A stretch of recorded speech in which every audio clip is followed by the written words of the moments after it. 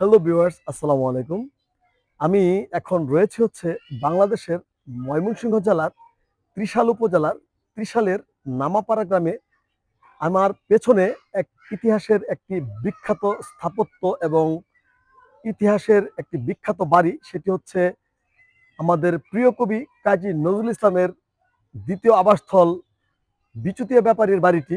আমি আপনাদেরকে একটু দেখানোর চেষ্টা করছি। আজকে আমি আপনাদেরকে সেই বিচুতিয়া ব্যাপারীর বাড়িটি, পাশাপাশি হচ্ছে যে এর আশপাশের যে পরিবেশটি এবং হচ্ছে যে এখানে আমাদের প্রিয় কবি কাজী নজরুল ইসলামের স্মৃতিকে ধরে রাখার জন্য একটি নজরুল স্মৃতিকেন্দ্র স্থাপনা করেছে, সেটিও আমি আপনাদেরকে ঘুরে দেখাচ্ছি।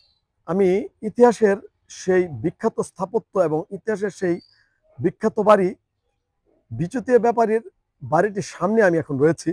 আর বিচুতিয়া ব্যাপারীর বাড়িটি বিখ্যাত এই কারণে, আমাদের প্রিয় কবি কাজী নজরুল ইসলাম তার কিশোর সময়ে একটি গুরুত্ব সময় ময়মনসিংহে একটি বছর পার করেছেন। তার দ্বিতীয় আবাসস্থল হচ্ছে এটি। প্রথম আবাসস্থল হচ্ছে ত্রিশালের কাজী রফিজুল্লাহ দারোগার বাড়ি, আর দ্বিতীয় আবাসস্থল হচ্ছে এই বিচুতিয়া ব্যাপারীর বাড়িটি। 1914 সালে আসানসোল চায়ের দোকান থেকে কাজী রফিজুল্লাহ দারোগা কাজী নজরুল ইসলামকে এই ময়মনসিংহের এই ত্রিশাল উপজেলায় নিয়ে আসে, এবং এখানে নিয়ে আসার পরে উনি ওনার বাড়িতে রাখেন, এবং পরবর্তীতে কাজী নজরুল ইসলাম এই ত্রিশালের নামাপাড়া গ্রামে এই বিচুতিয়া ব্যাপারীর বাড়িতে জায়গির থাকতেন। এবং বিচুতিয়া ব্যাপারীর বাড়িতে জায়গির থাকা অবস্থায় কৈশোরের একটি গুরুত্ব সময় তিনি পার করেছেন। আর এই বিচুতিয়া ব্যাপারীর বাড়িটি আমি আজকে আপনাদেরকে একটু ঘুরে দেখানোর চেষ্টা করছি। আর একটা সময় এই বিচুতিয়া ব্যাপারীর বাড়িটি এরকম ছিল না। কালের বিবর্তনে আজকে এটা সংশোধিত হয়ে আজকে হচ্ছে এই আকার ধারণ করেছে। একটা সময় এখানে কুঁড়ে ঘর ছিল।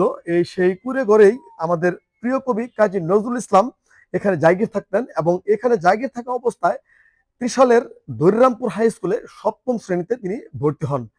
আমাদের বিদ্রোহী কবি কাজী নজরুল ইসলাম 1899 সালের 24শে মে বর্তমান ভারতবর্ষের পশ্চিমবঙ্গের বর্ধমান জেলার আসানসোল মহকুমার জামুরিয়া ব্লকের চুরুলিয়া গ্রামে জন্মগ্রহণ করেন।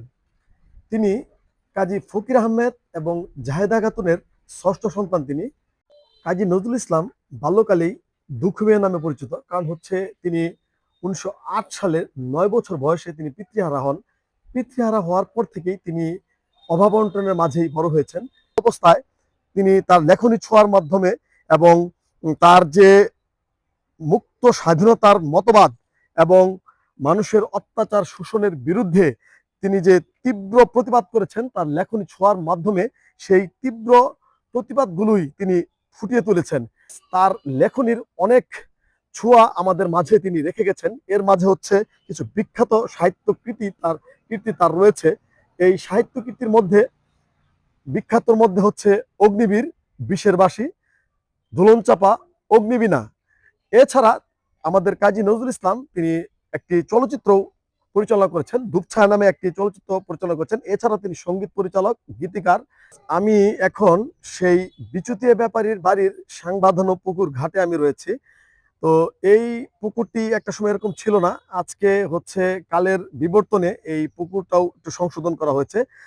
বাট তারপরে হচ্ছে যে এই যে পুকুর ঘাটে এসে আপনি যদি বসেন, পাশাপাশি হচ্ছে এই পুকুর ঘাটে বসে একটা সময় পার করেন, এবং পুকুর ঘাট থেকে আমি বিচুতিয়া ব্যাপারীর বাড়ির যে বিউটিটা আমি দেখানোর চেষ্টা করছি।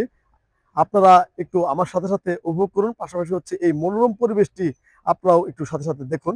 আর আমি আবারও বলবো যে আপনারা একটা সময় করে আপনারা এই ত্রিশালের নামাপাড়া বিচুতিয়া ব্যাপারীর বিখ্যাত এবং ঐতিহাসিক এই বাড়িটিতে আপনারা আসতে পারেন।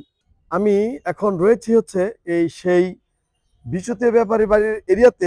নজরুলের স্মৃতিকে ধরে রাখার জন্য নজরুল স্মৃতিকেন্দ্র স্থাপন করেছে, তার সামনে আমি রয়েছি। নজরুল স্মৃতিকেন্দ্রের পাশে একটি নজরুলের স্মৃতিকে ধরে রাখার জন্য এবং নজরুলকে স্মরণ করিয়ে দেওয়ার জন্য একটি মূর্তি তৈরি করা হয়েছে। মূর্তিটিও দেখতে অনেক বেশ। আর আরেকটা কথা বলে দিই, আজকে হচ্ছে শুক্রবার, শুক্র শনি সাধারণত নজরুল স্মৃতিকেন্দ্রটি বন্ধ থাকে। আপনি যদি এখানে আসতে চান তাহলে অবশ্যই শুক্র শনি বাদ দিয়ে অন্য যে কোনো দিন আসবেন, তাহলে হচ্ছে নজরুল স্মৃতিকেন্দ্রের ভিতরে নজরুলের ব্যবহৃত কিছু আসবাবপত্র, পাশাপাশি হচ্ছে নজরুলের লেখনির ছোঁয়া এখানে রয়েছে। আমাদের সাম্যের কবি, আমাদের বিদ্রোহী কবি কাজী নজরুল ইসলাম 1976 খ্রিস্টাব্দের 29শে আগস্ট পরলোক গমন করেন। শেষ টাইমে তিনি বাকরুদ্ধ অবস্থায় ছিলেন এবং তিনি তীব্র ব্যথা বুকে নিয়ে কষ্ট করেছেন এবং অবশেষে ঢাকা পিজি হাসপাতালে তিনি পরলোক গমন করেন। আজকে আমি এই বাংলাদেশের ময়মনসিংহ জেলার ত্রিশাল উপজেলার ত্রিশাল নামাপাড়া গ্রামে বিচুতিয়া ব্যাপারীর বাড়ি থেকে বিদায় নিচ্ছি। আল্লাহ হাফেজ। আসসালামু আলাইকুম।